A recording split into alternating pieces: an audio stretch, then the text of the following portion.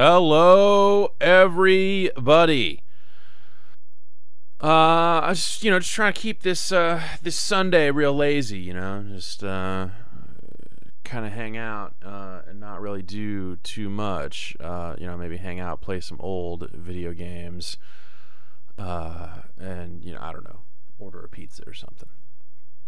That's actually a pretty good idea. I don't know. I probably won't order a pizza, but anyway, this is Pastfinder, 1984, Activision. This is the Atari 400, 800 version of it, 1200 XL, if you will. It also came out on the C64, but I believe this is the original version. And it's you get artifacts, you bring them places, and you get this map to work with. So this is kind of we're working this this little flashing line back and forth here to kind of determine where we want to go. The red areas on the map are higher radiation. You see we have our radiation gauge there, but we're just going to go straight up. We have some items here we can bring in with us if we want. Heavy metal, I think, slows the increase of your radiation, or maybe beam shield does that. Perhaps they both do it. Maybe Scrambler stops this. What is it? There's like ships that'll attack you in some of the later levels. Deradiator actually just starts before the level goes and eliminates all your radiation if your radiation's getting too high. So we're good on all that stuff right now. So let's go in. We're this crazy spidery type ship. If we push up on the joystick, we go faster, but we also jump. So you can kind of hop your way up the level if you want that speed. Oh, we want one of those. I believe that's one of the items. Yeah. We can shoot these guys. You see our radiation slowly creeping up here as we play. These crystals, if we shoot them, they lower our radiation. I don't make the rules, people. I just abide by them. Alright, so that's the end of that level. You see we've kind of cleared out up a space on the map here. Let's head over here.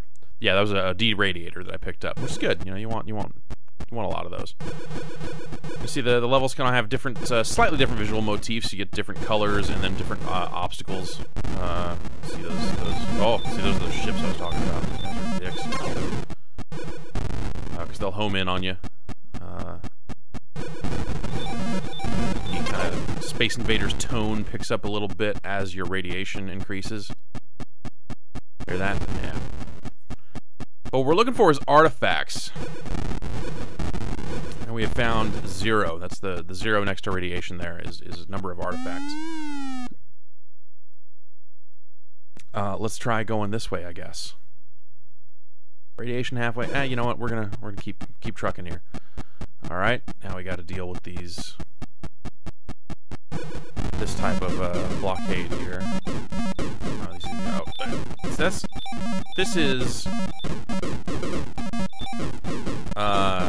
That is where you drop off artifacts if you have them. The shrine there, which would have been really useful. Oh God, radiation. We are okay. We need these crystals. All right.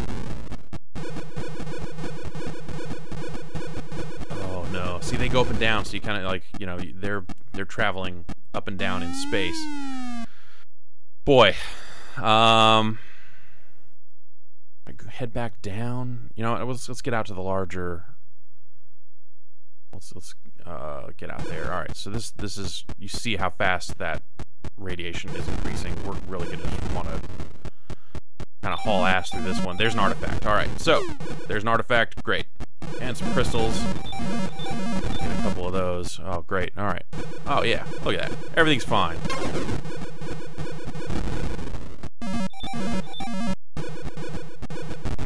Artifacts. Here's a couple more. Oh, great. We got a lot of them now.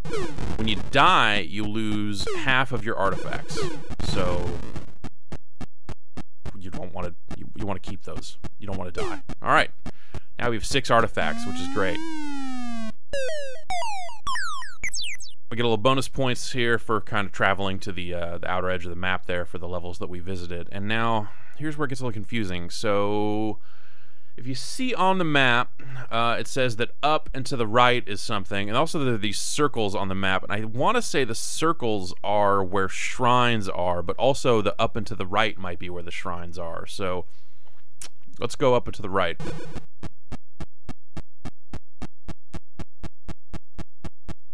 Oh, so this might be a level. This might count as a level we've done already. It's kind of not clear on the map sometimes what level you're going into, because it treats it like these blocks, but you can lay these diagonal lines across them, and it's kind of strange. All right, let's see if we can. Oh God, we should just get out of here. Go. All right, we're. Whew. All right, let's go in. I'm gonna use a deradiator here, and that should be fine. There you go. See, now we get reset radiation. Heading in.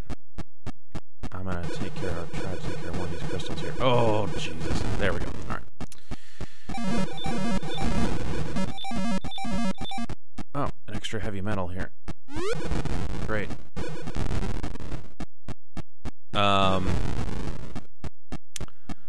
This game, I ended up with a copy of this game on cartridge. I want to say it was because of the Columbia House. They started a, this came out in '84, and they started like a mail order game sales business where you ended up having to buy multiple games, and I convinced my parents that this was the way to go. And I want to say they only really had Activision stuff. Like Activision was kind of the big company that was in on this thing. I want to say it was Columbia House. It could have been a different company, but it was a similar idea of, get one game for nothing and then pay extra for, then you have to buy X number of games over 2 years, which seemed reasonable, seemed like something that I would definitely do. So I don't know that I necessarily got ripped off on the deal, but it was hard to find information about games back then. There wasn't, there was not an internet to go look at video of games being played. Game stores were really useless for that stuff also. There were some magazines starting to pop up around then, but they weren't, they weren't necessarily focused on all this stuff. It was just not easy to find game information. So there was a lot more of look at the box and go, eh. So I think that's probably how I ended up with Pastfinder, was look at it in a mail order catalog and go, that looks like a new game that I don't know what it is. It's probably great. I ended up liking it. It's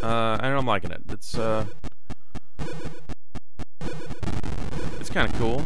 It's got more to it than just like the shooting aspect of it with the map and artifacts and crap like that. So, all right, there's another deradiator. That's great. Some more artifacts. We're gonna go through this one. Okay, we've got to get out of here.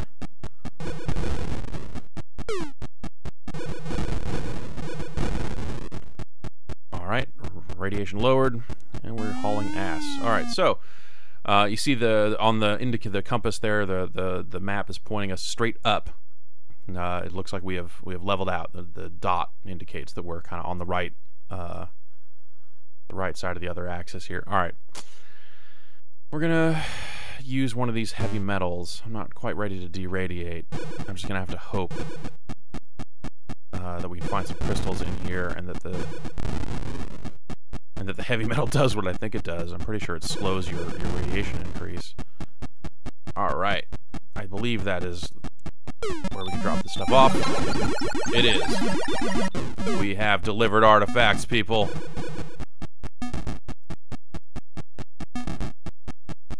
And we were immune to radiation for a brief time after doing so, which is great. We can. All right, it still says head up. We could head over and deliver these other artifacts, but I think we're just gonna head up. I'm gonna still have the heavy metal because we did not die. I'm thinking about deradiating again. This gets dicey because you don't get a lot of those.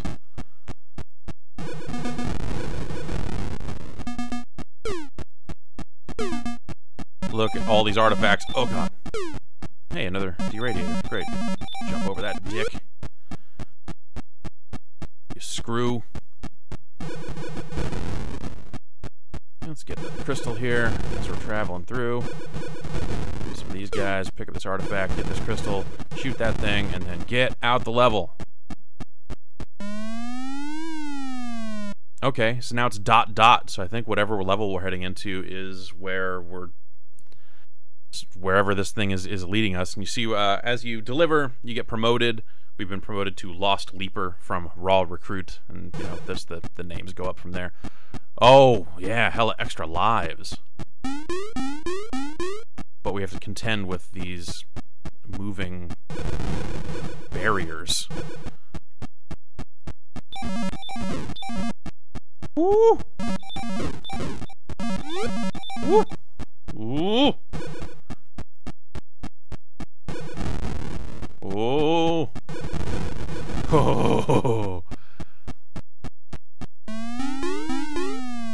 I'll take it. That says we want to go down. We were already, you know, we're gonna head out to the green area here, which I believe is low radiation. Clouds here to deal with as barriers. And we'll shoot some stuff.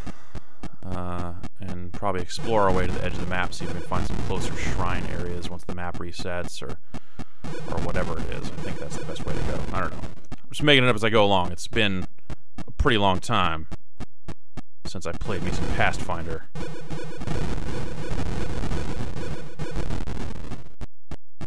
Alright. Let's weave over back that way.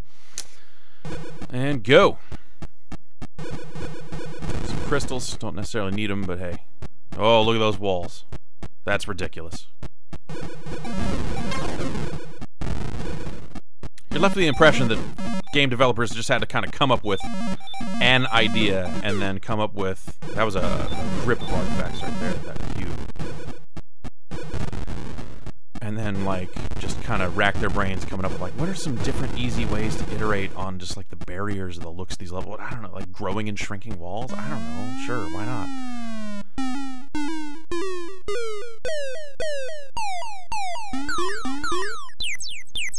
I don't know what the squares are, man. You lost me. I've apparently gotten better at Pastfinder over the years. Let's head over to that circle, which I want to say is probably a shrine.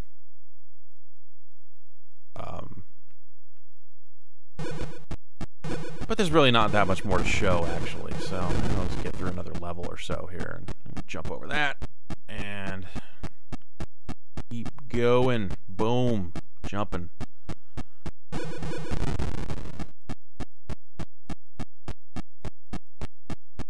Now I'm just getting careless. Hopping around, getting all crazy. It's one of those games where you can't shoot through the explosions of enemies, which can be tricky.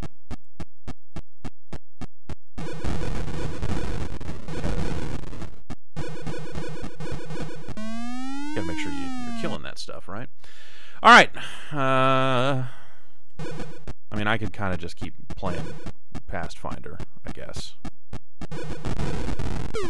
But some of these games, man, some of these older games, not that much to them. So these videos don't necessarily... Oh, see, that'd be a case where the explosions could really get you if you got a ship coming at you. Alright, more artifacts. You can never fully stop moving forward. You can get going pretty slowly if you pull back on the stick. Oh, I just jumped over that artifact. That was really stupid. And I didn't even shoot the thing I was jumping up to shoot. So, dumb all around.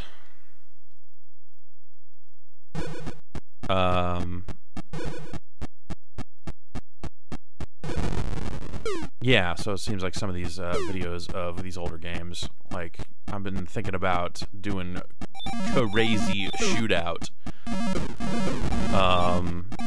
But, you know, it's a Berserk clone. It's gonna take,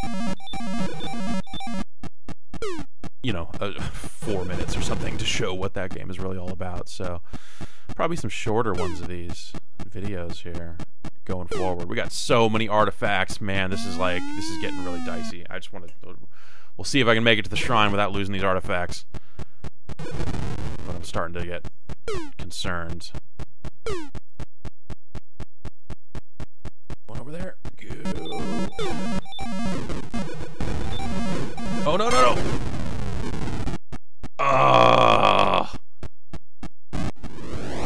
we still have 12 artifacts. That's still not a lot of artifacts.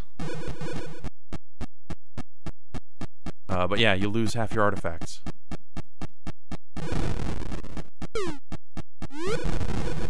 And that sucks, man. Dang. Oh, we got so much radiation, dude. There we go. Dealt with. Alright, let's find out if these circles really do mean shrine. Once and for all. They must, right? We lost our heavy metal, but we have so many of them now. Might as well. Alright. This is a highly radiated area.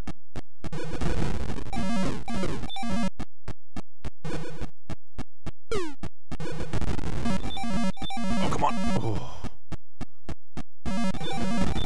I should use the scrambler. I mean, I'm so close to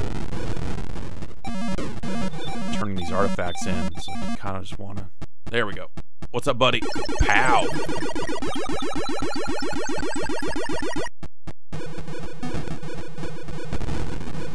Alright.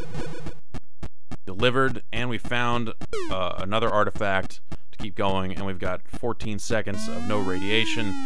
This is the greatest day ever for the Pastfinders League of whatever future spider robot organization we work for. So that's Pastfinder. Like I said, 1984. So it was kind of post-crash, or you know, right there around the time that video games were going out of style in a big way. And it's one of the things I think people tend to forget is that the crash didn't necessarily mean that video games went away.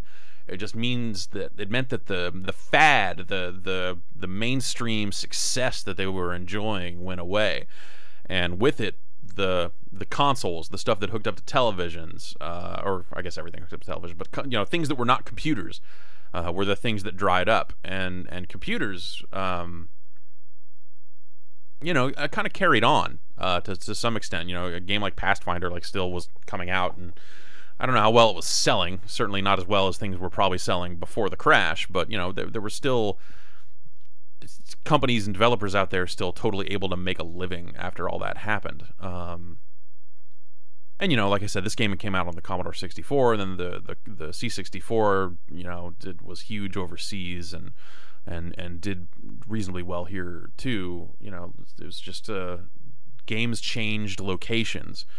You know, the arcades continued to exist, but they weren't as popular, so arcade games started to change. The console market became much smaller, and people were very scared of investing a lot of money there. But if you had computers, you know, I mean, you know, you were seeing the Ultima series, you were seeing all, you know, all these tons of games like still continuing to exist and come out and stuff on computers. So it was this shift, and if you were the type of player that didn't necessarily that was into gaming wherever you could get it, you would always find it. And perhaps that is an important lesson to remember as we sit on the precipice of a new generation and watch all these other companies and stuff go out of business, is that to some extent gaming is resilient enough to where it will probably exist forever. It's just a matter of like how popular it is and how big it is and how inventive it is. If things got a little smaller, then maybe they'd be willing to take more risks on that smaller audience. So it might not be the worst thing in the world, but it'd probably still be pretty bad. Anyway, see ya. Oh god, how do I turn this off? Oh, here it is. Okay. It's all crazy now.